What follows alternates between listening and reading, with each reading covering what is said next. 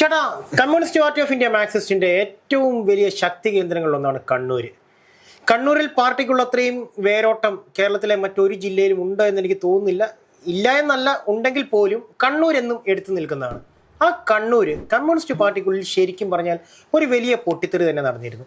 ഇലക്ഷന് മുമ്പ് നമ്മുടെ സഖാവ് കുഞ്ഞികൃഷ്ണൻ കത്തിച്ചു വിട്ട ഒരു തീപ്പൊരി അത് ആളിപ്പടർന്ന് ശരിക്കും പറഞ്ഞാൽ ഒരു വലിയ പൊട്ടിത്തെറിയായി. പാർട്ടിയെ തന്നെ ഒന്നാകെ ആടി ഉറച്ചു നിൽക്കുന്ന സമയത്താണ് ഇലക്ഷൻ പ്രഖ്യാപിക്കുന്നത്. ആ സമയത്ത് ടി.കെ. ഗോവിന്ദൻ സഖാവ് തളിപ്പറമ്പിലും ഒരു വലിയൊരു പൊട്ടിത്തെറിക്ക് തുടക്കമിട്ടിരുന്നു. അതിനുശേഷം നമ്മുടെ മുഖ്യമന്ത്രി കൂടിയായ കമ്മ്യൂണിസ്റ്റ് പാർട്ടിയുടെ തലമുതിർന്ന നേതാവ് പിണറായി വിജയൻ പാലിച്ച ഒരു മൗനമുണ്ട്. അദ്ദേഹം ഒരു മൗനത്തിലായിരുന്നു.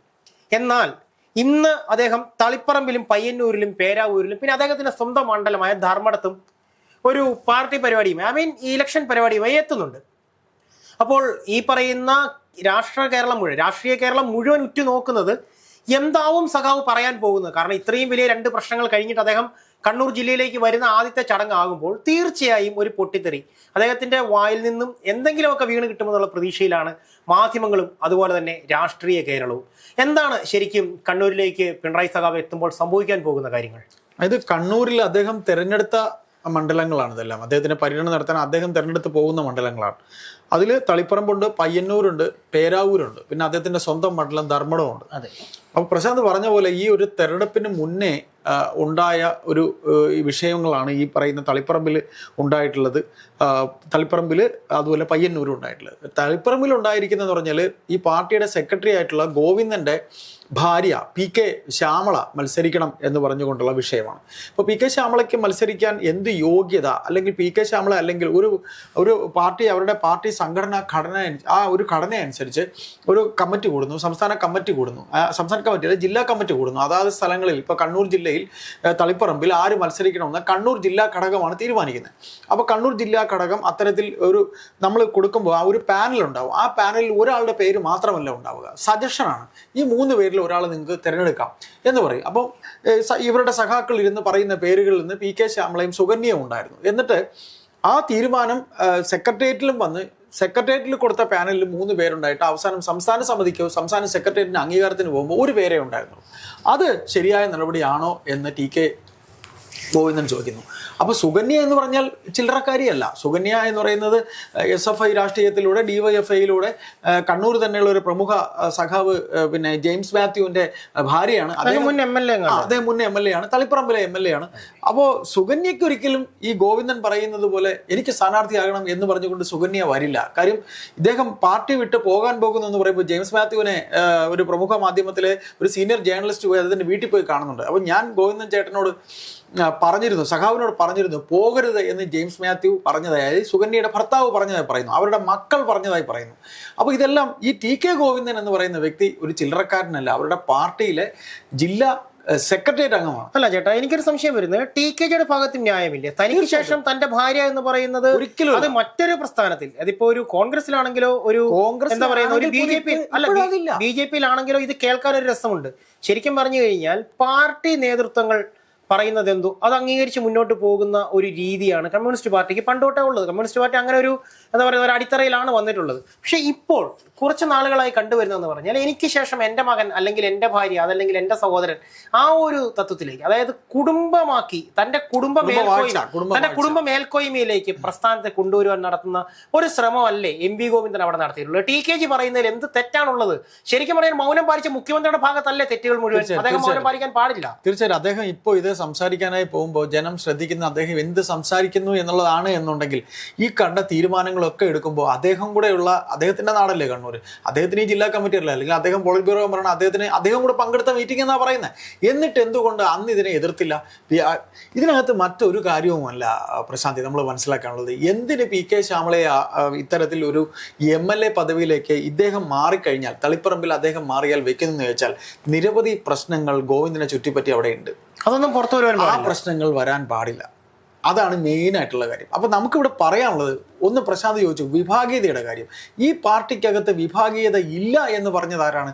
ഈ മുഖ്യമന്ത്രി അടങ്ങുന്ന കണ്ണൂർ ഘടകമല്ലേ. വിഭാഗീയതയുടെ ഒരേ ഒരാൾ VS ആണെന്നാണ് പറഞ്ഞത്. VS നിശബ്ദനായി കഴിഞ്ഞപ്പോൾ ഇവിടെ വിഭാഗീയതയില്ല, പാർട്ടിക്കകത്ത് വിഭാഗീയത ഇല്ലെന്ന് പറഞ്ഞവരാണ്. എന്നിട്ട് ഇപ്പൊ എന്തായി? വിഭാഗീയതയല്ലേ ഈ കണ്ടത്. അപ്പോൾ എന്ത് മറുപടിയായിരിക്കും മുഖ്യമന്ത്രി പറയുക? അതിന് അദ്ദേഹം പൊതുവിൽ പറയുന്ന അവരുടെ ഭാഷാ നിഘണ്ടുവിലെ കുലംകുത്തി, വർഗവഞ്ചകൻ, പോയവർ പോട്ടെ, ഇങ്ങനെയൊക്കെ പറയാനാണോ പോകുന്നത്?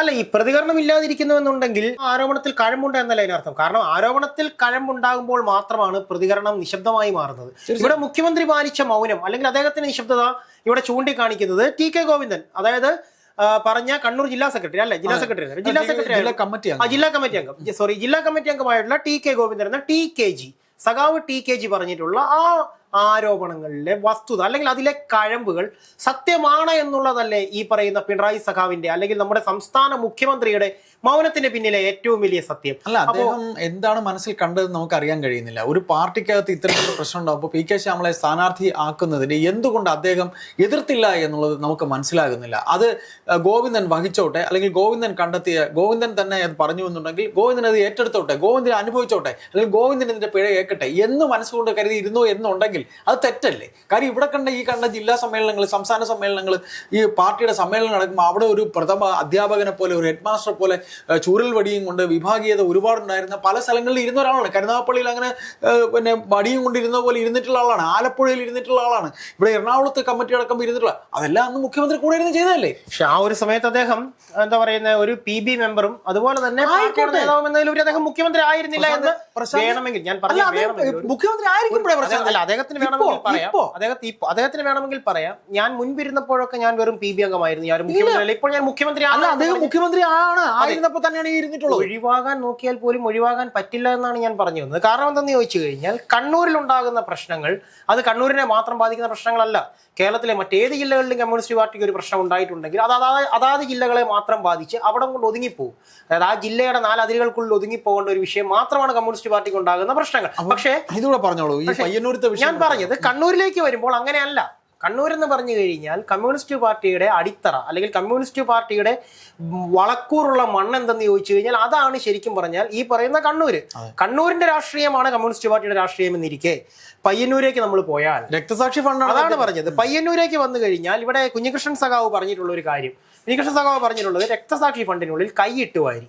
അത് ശരിക്കും പറഞ്ഞു കഴിഞ്ഞാൽ രക്തസാക്ഷികൾ സിന്ദാബാദ് എന്നാണ് കമ്മ്യൂണിസ്റ്റ് പാർട്ടിയുടെ മുദ്രാവാക്യം തന്നെ. രക്തസാക്ഷികൾ സിന്ദാബാദ് എന്ന് വിളിച്ചു പറഞ്ഞു രക്തസാക്ഷികളുടെ പാർട്ടി. അതെ, രക്തസാക്ഷികളെ ഉരുവാക്കുകയും രക്തസാക്ഷികളെ ഉണ്ടാക്കുകയും ചെയ്യുന്ന പാർട്ടി എന്ന് വേണമെങ്കിൽ ഇപ്പോൾ പറയേണ്ടി വരും. അതിന്റെ പേരിൽ എന്തൊക്കെ ആരോപണങ്ങൾ ഉണ്ടായിരുന്നു? ഏറ്റവും കൂടുതൽ രക്തസാക്ഷികളുള്ള പാർട്ടിയാണെന്ന് ചോദിച്ചു കഴിഞ്ഞാൽ അത് കമ്മ്യൂണിസ്റ്റ് പാർട്ടി തന്നെയാണ്. കാരണം കൊന്നും കൊല്ലിച്ചും കൊല വിളിച്ചും തന്നെയാണ് ഇവിടെ രാഷ്ട്രീയം വളർത്തിക്കൊണ്ട് വന്നിട്ടുള്ളത്. അത് ഇതൊരു ആരോപണം മാത്രമല്ല, സത്യം മാത്രമാണ് ഞാൻ പറഞ്ഞത്. ഇത് പയ്യന്നൂരിന് ഇപ്പോൾ ചെയ്യാൻ പോകുന്ന പറഞ്ഞാൽ മധുസൂദന് വേണ്ടിയിട്ടാണ് അദ്ദേഹം പ്രചരണത്തിന് വരുന്നത്. മധുസൂദന് സിറ്റിംഗ് MLA ആണ്. മധുസൂദനെ ജയിപ്പിക്കേണ്ടത് പാർട്ടിയുടെ ആവശ്യമാണ്. അവിടെ കുഞ്ഞികൃഷ്ണൻ എന്ന് പറയുന്ന സഖാവാണ് ഈ തട്ടിപ്പിനെ കുറിച്ച് പുറം ലോകത്തോട് പറയുന്നത്. അത് ഒരിക്കലും പുറത്തു പറയുന്നവരാരും കരുതിയില്ല. ഇത് ഇങ്ങനെയുള്ള നിരവധി കേസുകൾ, തട്ടിപ്പുകളൊക്കെ ഈ പാർട്ടിയിലുണ്ട്. ഇവിടെ ഒരു പ്രശ്നം എന്തെന്ന് ചോദിച്ചു കഴിഞ്ഞാൽ കമ്മ്യൂണിസ്റ്റ് പാർട്ടിയുടെ ഏറ്റവും വലിയ പ്രശ്നം, കമ്മ്യൂണിസ്റ്റ് പാർട്ടിയുടെ ഒരു ആരാധകൻ അല്ലെങ്കിൽ കമ്മ്യൂണിസ്റ്റ് പാർട്ടി അനുഭാവി എന്ന് പറഞ്ഞു കഴിഞ്ഞാൽ അയാൾ ഒരിക്കലും ഒരു നേതാക്കളെ അല്ല അയാൾ സ്നേഹിക്കുക. യഥാർത്ഥ കമ്മ്യൂണിസ്റ്റ് പാർട്ടി ഒരു വ്യക്തി സ്നേഹമല്ല, ആ സംഘടനയാണ്. ഒരു യഥാർത്ഥ കമ്മ്യൂണിസ്റ്റിന് ഒരിക്കലും നേതൃസ്നേഹമില്ല, അദ്ദേഹത്തിന് സംഘടനാ സ്നേഹമാണ്. ശരിക്കും പറഞ്ഞു കഴിഞ്ഞാൽ ഇവിടെ ചോദിക്കുകയാണെന്നുണ്ടെങ്കിൽ MVG അല്ലെങ്കിൽ MV ഗോവിന്ദൻ കമ്മ്യൂണിസ്റ്റ് മാനിഫെസ്റ്റോ വായിച്ചിട്ടുണ്ടോ എന്ന് പോലും എനിക്ക് സംശയമുണ്ട്. കമ്മ്യൂണിസ്റ്റ് മാനിഫെസ്റ്റോ ഒരിക്കലെങ്കിലും ഒന്ന് ചുമ്മാ അതിനുള്ളിൽ ചെതലരിച്ചിട്ടുണ്ടോ എന്ന് അറിയുവാനെങ്കിലും അദ്ദേഹം ഒന്ന് മറിച്ചു നോക്കിയിരുന്നെങ്കിൽ ഇത്തരത്തിലുള്ള നടപടികളിലേക്ക് അദ്ദേഹം പോവില്ലായിരുന്നു. അപ്പക്കച്ചവടം നടത്തി അദ്ദേഹം നാറിയ കഥകളൊക്കെ നമുക്കറിയാവുന്നതാണ്. അദ്ദേഹത്തിന്റെ അപ്പക്കച്ചവടം അവിടെ നടക്കട്ടെ എന്താണെങ്കിലും നമുക്ക് ഒരു കാര്യം കൂടി ഇതിൽ പറയണം. അപ്പോൾ കുഞ്ഞികൃഷ്ണന്റെ കാര്യത്തിന് അദ്ദേഹം വരുന്നുണ്ട്. അദ്ദേഹം ഇങ്ങനെ ഈ 2 ഇടങ്ങളിൽ, പിന്നെ അദ്ദേഹത്തിന്റെ മണ്ഡലത്തിൽ അതുകൂടെ പറയാം നമുക്ക്. അദ്ദേഹത്തിന്റെ മണ്ഡലത്തിൽ വരുന്ന ധർമ്മടത്ത് ആരൊക്കെയാ? കമലഹാസൻ ഓൺലൈനിലാണ്, വെർച്വലാണ്. അതെ, ഓൺലൈനിൽ അദ്ദേഹം പങ്കെടുക്കുന്നുണ്ട് ഇദ്ദേഹത്തിന്റെ തെരഞ്ഞെടുപ്പ് പര്യടനത്തിന്. പിന്നീട് കവിയല്ല, നമ്മുടെ പിന്നെ കഥാകൃത്ത് T. പത്മനാഭൻ പങ്കെടുക്കുന്നുണ്ട്. പിന്നെ വേടനുണ്ട്, കവിയും ഗാനരചിതവുമായ കൈതപ്പുറം പങ്കെടുക്കുന്നുണ്ട്. സാംസ്കാരിക പരിപാടിയാണ്. അപ്പോൾ ഇത് അദ്ദേഹത്തിന്റെ മണ്ഡലമാണ്. ഇന്ന് തീയതി 3ആണ്. ഇന്ന് 3ആണ് തീയതി. ഇന്ന് മുതൽ അദ്ദേഹം കണ്ണൂർ കുറച്ച് ദിവസം ഉണ്ടാകും. അദ്ദേഹത്തിന് വേണ്ടി പാർട്ടി പ്രവർത്തകർ എല്ലായിടത്തും ഒക്കെ ഇറങ്ങി നടന്ന് നോട്ടീസ് കൊടുക്കുന്നുണ്ട് എന്നൊക്കെ പറഞ്ഞു കേട്ടു. അപ്പോൾ ഇങ്ങനെ നടക്കുമ്പോൾ ഒരു കാര്യം നമുക്ക് പറയണം. പേരാവൂർ KK ശൈലജയെ നിങ്ങൾ ആ മണ്ഡലം തിരിച്ചെടുക്കൂ അല്ലെങ്കിൽ നിങ്ങൾ കൊണ്ടുവരണം എന്ന് പറഞ്ഞുകൊണ്ട് ശൈലജയെ നിർത്തുകയാണ്. അദ്ദേഹം അവരെ മത്സരിച്ചിരുന്ന സ്ഥലം എന്ന് പറയുന്നത് നമുക്കറിയാം മട്ടന്നൂരായിരുന്നു. മട്ടന്നൂരിൽ നിന്ന് അവരെ പേരാവൂരിലേക്ക് ആക്കും. മട്ടന്നൂര് അദ്ദേഹം നിന്നിട്ടുണ്ടെങ്കിൽ അല്ലെങ്കിൽ ടീച്ചർ അവിടെ നിന്നിട്ടുണ്ടെന്നുണ്ടെങ്കിൽ പുഷ്പം പോലെ അതൊക്കെ ഈ പാർട്ടിയുടെ ഒരു വല്ലാത്ത ഒരു കുൽസിത നീക്കം എന്നൊക്കെ പറയുന്നത്. പല MLA മാരെയും, അതായത് അവര് കഴിവ് തെളിയിച്ചിട്ടുള്ള പല മണ്ഡലങ്ങളിൽ നിന്നും ജയസാധ്യത ഉണ്ടായിരുന്ന പല MLA-മാരെ ഇപ്പോൾ മാറ്റി മറിച്ചുമൊക്കെ അങ്ങോട്ടും ഇങ്ങോട്ടൊക്കെ ഇട്ടിട്ടുണ്ട്. നമ്മുടെ ജില്ലയിൽ തന്നെ ഉണ്ട്. നമുക്ക് അതൊന്നും പേരെടുത്ത് പറയേണ്ട അപ്പൊ ഇതിൽ ആവശ്യം. ഇത്തരത്തിൽ പേരാവൂരൂടെ അദ്ദേഹം സംസാരിക്കാൻ പോകുന്നുണ്ട് KK ശൈലജയ്ക്ക് വേണ്ടി. അത് സംസാരിക്കേണ്ടത് അദ്ദേഹത്തിന്റെ ഒരു കടമയാണ്. കാര്യം അദ്ദേഹം കൂടെ അറിഞ്ഞുകൊണ്ടാണ് ഇപ്പൊ PK ശ്യാമളയ്ക്ക് സീറ്റ് കൊടുത്തതുപോലെ ശൈലജയ്ക്ക് സീറ്റ് പേരാവൂരിൽ ശരിയായി കൊടുത്ത് നിങ്ങൾ ജയിച്ചു വരൂ എന്ന് പറഞ്ഞുകൊണ്ടൊരു പരീക്ഷണമാണ് കൊടുത്തിരിക്കുന്നത്. അപ്പോൾ ഇതിങ്ങനെ നോക്കുമ്പോൾ മുഖ്യമന്ത്രി പിണറായി വിജയൻ 5 മണ്ഡലങ്ങളിലാണ് കണ്ണൂർ സെലക്ട് ചെയ്തിരിക്കുന്നത്. ഈ 5 മണ്ഡലങ്ങളിൽ പ്രശാന്ത് തുടക്കത്തിൽ പറഞ്ഞ പോലെ ഒരു തെരഞ്ഞെടുപ്പിന് മുമ്പ് ഇത്തരത്തിൽ പാർട്ടിക്കകത്ത് വിഭാഗീയത ഉണ്ടാകുന്നു. മുമ്പെങ്ങും ഇല്ലാത്ത രീതിയിൽ പാർട്ടിയിൽ നിന്ന് തന്നെ അംഗങ്ങൾ പിന്നെ സ്ഥാനാർത്ഥിയാകുന്നു. UDF-ന്റെ സ്ഥാനാർത്ഥിയായി TK ഗോവിന്ദൻ വരുന്നു, കുഞ്ഞികൃഷ്ണൻ മത്സരിക്കുന്നു. ഇവർക്കൊക്കെ വളരെ ഭീഷണി ഉണ്ടെന്ന് പറയുന്നുണ്ട്. ഇതിൽ എടുത്തു പറയേണ്ട കാര്യം തളിപ്പറമ്പിൽ മത്സരിക്കുന്ന TK ഗോവിന്ദൻ പിണറായിയുമായി പാർട്ടിയിൽ ഏറ്റവും അടുപ്പമുള്ളൊരു നേതാവാണ്. G സുധാകരൻ മത്സരിക്കുന്നു എന്ന് ആലപ്പുഴയിൽ ഇന്നലെ അമ്പലപ്പുഴ പോയി സംസാരിക്കുമ്പോൾ G സുധാകരനെ അല്ല അദ്ദേഹം പറഞ്ഞത്. ഇത്തരത്തിൽ പോകുന്നവരെ മൊത്തത്തിൽ കടന്നാക്രമിച്ചു. അപ്പൊ ഇനിയിപ്പോ ഇവരെയൊക്കെ എന്തൊക്കെ പറയാനാണ് പോകുന്നത്? വർഗവഞ്ചകരെന്നാണോ? പക്ഷെ ചേട്ടാ, ഇവിടുത്തെ പ്രശ്നം എന്ന് ചോദിച്ചു കഴിഞ്ഞാൽ ഇടവും വലവും 2 ഗോവിന്ദന്മാർ നിൽക്കുമ്പോൾ, അതായത് ഒരിടത്ത് TK നിൽക്കുന്നു, TKG നിൽക്കുന്നു, മറ്റൊരു സൈഡിൽ MVG നിൽക്കുന്നു. രണ്ടും വേണ്ടപ്പെട്ടവർ, രണ്ടുപേരെയും തള്ളാനും കൊള്ളാനും വയ്യാത്ത അവസ്ഥയിൽ എന്താണ് സംഭവിക്കുന്നത്? അല്ല, ഒരിടത്ത് TK ഗോവിന്ദൻ മത്സരിക്കുന്നുണ്ട്, മറുപക്ഷത്ത് നിങ്ങൾ പയ്യന്നൂര് മത്സരിക്കുന്ന കുഞ്ഞികൃഷ്ണൻ നിൽക്കുന്നുണ്ട്. പക്ഷേ G സുധാകരൻ സഖാവിനെ പോലെ, അദ്ദേഹത്തെ ഇപ്പോഴും സഖാവെന്ന് വിളിക്കുവാനാണ് ഞാൻ ആഗ്രഹിക്കുന്നത്. പക്ഷേ G സുധാകരൻ സഖാവിനെ പോലെ TKGയെ ഒരിക്കലും തള്ളിപ്പറയാൻ പിണറായിക്ക് സാധിക്കുമെന്ന് എനിക്ക് തോന്നുന്നില്ല. അല്ല, വ്യക്തിപരമായിട്ടല്ലെങ്കിലും പ്രസ്ഥാനത്തെ ഇങ്ങനെ പറഞ്ഞിട്ട് പോയവർ. പിന്നെ പ്രശാന്ത്, ഇതിൽ ഒരു കാര്യം കൂടെ നമുക്ക് പറഞ്ഞുകൊണ്ട് അവസാനിപ്പിക്കാം. അതായത് ഇത്രയേ ഉള്ളൂ. ഇതെല്ലാം സംഭവിക്കുമ്പോൾ ഇതൊരു പുതിയ കാഴ്ചയല്ല. ഇത് കാലാനുസൃതമായി ഈ പാർട്ടിക്കകത്ത് ഇങ്ങനെ ഉണ്ടായിക്കൊണ്ട് ഉരുണ്ടുകൂടിയ ഒരു സംഭവമാണ്. ഇത് നോക്കിക്കൊണ്ട് അദ്ദേഹം കൂടെ നിന്നതല്ലേ. ഇതിന് ഇങ്ങനെ ഒരു പരിസമാപ്തി ഉണ്ടാകാതിരിക്കാൻ തുടക്കത്തിൽ അദ്ദേഹത്തിന് ശ്രമിച്ചുകൂടായിരുന്നു. പിന്നെ ഇതെന്തിനാണ് ഇങ്ങനെ ഇത്രയും പോയി കഴിഞ്ഞ് വീട് കഴിഞ്ഞിട്ട് പിന്നെ ഇങ്ങനെ പറയേണ്ട വല്ല കാര്യം?